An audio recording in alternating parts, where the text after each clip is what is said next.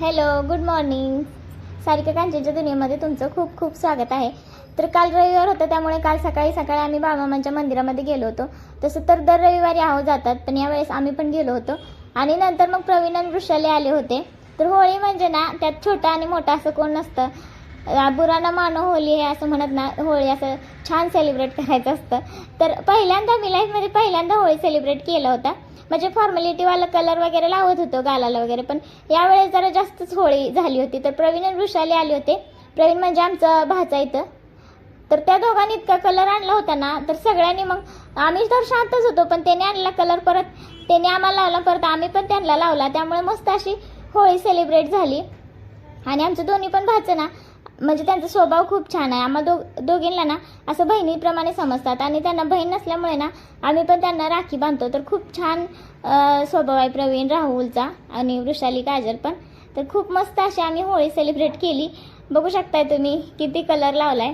आणि नंतर मग संध्याकाळी आम्ही बाळमामांच्या मंदिरामध्ये गेलो होतो. नंतर तर सकाळी जे गेलो होतो ना, त्याचा व्हिडिओ मी आपल्या चॅनलवर अपलोड करणार आहे. तर आता उपवास चालू होणार आहेत बाळमामांचे, आणि उपवासाविषयी पण तुम्हाला माहिती हवी असेल, मला तशी कमेंट पण आल्या होत्या. तर त्याविषयी मी व्हिडिओ बनवला आहे आपल्या दुसऱ्या चॅनलवरती, सत्यवान नामदेव जावेरी अँड फॅमिली. तर त्या चॅनलवरती जाऊन तुम्ही नक्की बघू शकता. आणि अजून तुमच्या काही शंका असतील त्या देखील तुम्ही कमेंट करून सांगू शकता. तर बघू शकता, सकाळी जे मंदिर गेलो होतो ते मंदिर दुसरं होतं आणि हे मंदिर दुसरं होतं.